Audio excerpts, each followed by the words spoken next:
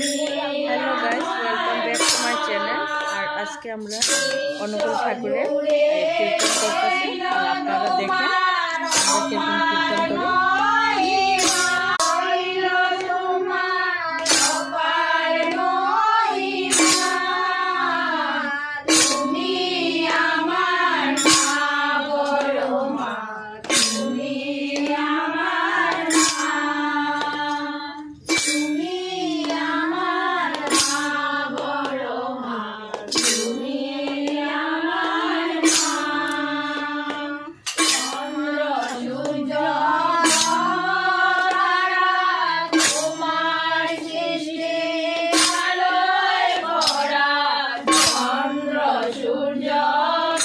যারা যারা অনুকূল ঠাকুরের দীক্ষা একটু কমেন্ট করিয়া জানায়ও।